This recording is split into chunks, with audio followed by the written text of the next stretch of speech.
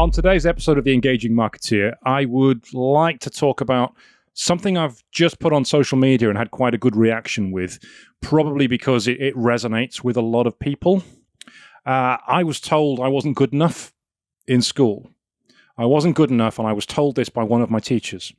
Now, as you probably know, I'm the co-founder of a digital marketing and web design agency. Over the years, we've probably designed and built in the region of a few hundred websites. We're doing so many more now, that's going to go up exponentially. But we've built quite a few websites for various clients around the world. I was the first in-house web designer for Game back in 2000, and I designed their website many times over the years, as well as their online portal for online gaming, and I designed some in-store flyers for them and quite a few things, all the graphics and the merchandising on the Game website, also the digital television stuff for Sky and for NTL back at the time.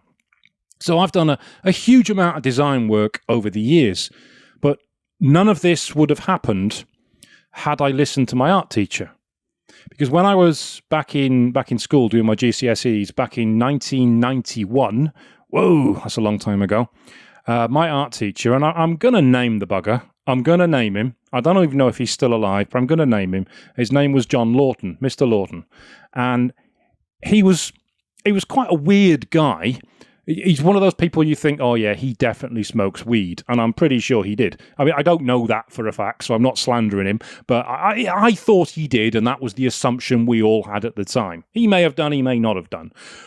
But he said to me once, when we were going through our A-level choices, and I wanted to do art at A-level, and I wanted to do classical civilization, which is basically Greek and Roman literature and history. It's Greek gods, basically. If you love your mythology, you love your Zeus, you love your Jupiter, then this is the kind of stuff you want to do. So I wanted to do that. But I wanted to do art as well.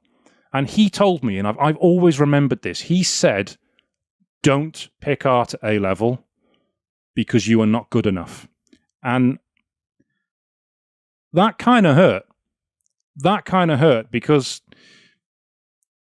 I didn't think I was great at art. I didn't think I was brilliant at it, but I thought I was okay. I thought I was decent. My older brother, Paul, was much better than me at art. He was great at it. One of my mates in school, Nick Murray, who's a wedding photographer now, he was better than me at art. He was so much better at it. But I thought I was okay. I thought I can do this. I can do the GCSE. I can do the A-level. And I had to do a creative A-level because I wanted to go on to film school to do animation. And you can't do animation if you can't draw. It's just a fundamental fact, unless you do the whole thing 3D animation, which at the time, computer-generated graphics weren't really there, although mid-90s, obviously Toy Story came out, so they were there at the top end, but at the student end, they weren't there. But I quite like plasticine animation. I loved Wallace and Gromit. I'd seen some 3D animated films made with plasticine that the university had done. I thought I'd love to do that. I'd love to get involved with that. But that all starts with doing art. I have to do art at A-level. And this guy who's meant to be a tutor, meant to be a teacher, meant to be somebody who's going to help me, said, don't do that. You are not good enough. And I very nearly didn't. Particularly when it's coupled with the fact that my dad told me not to do it either, because I should be doing something like a language. I should be doing French, or I should be doing German. I was crap at languages. Oh, they're more useful, my dad would say. They're more useful for education. What's this classical crap going to do? What's this art going to do? You're never going to get a job doing that. Well, hello. I don't want a job. I want to run my own business, which I'm doing now. So thank you for that. But I nearly didn't. And it was all because of Lawton. It was all because of this art teacher that said, you're not good enough. You can't do this. You shouldn't be doing it. You don't have the talent. And when I put this on social media, I've had a few other people tell of similar stories about how they were told in school they weren't good enough to do this.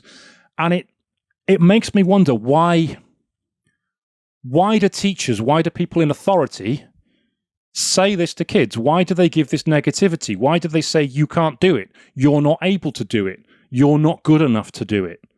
Who are they to tell you that you can't do something? Because you'll never get people who have made it, people who are good enough, telling you can't do it. They'll never try and push you down and say, oh, I don't want you coming up here and challenging me. I don't want you getting up to the level I am. They'll say, this is how you do it. This is the steps you have to take. You want to get up to here? This is the way you do it. This is the process. Let me help you. Let me open some doors for you. Let me give you some tips. As I do with people now. You'll never get people who have made it saying, you can't do it. You're not good enough. You're going to fail. Don't even try. The only people who say things like that are the people who haven't made it. Or the people who've never even tried in the first place. And they don't do that because they genuinely think you're not good enough. They genuinely think that you can't do it. They genuinely think that you don't have the talent. They do that because they're worried they haven't. They're worried they haven't, and they haven't made it, therefore you shouldn't. Because if you make it, what does that make them? That makes them a failure. That makes them someone who has failed in life, failed at their dreams, failed at their goals. They've had to stay doing what they're doing while you've succeeded. So they tell you you can't. They tell you you're not able to. They tell you don't even try. You're going to fail. It's a defense mechanism themselves that they use because they don't want their own failures, their own inequalities, their own inability to be exposed by you succeeding.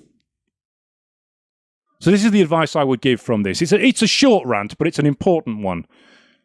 Don't let people who haven't made it tell you you can't.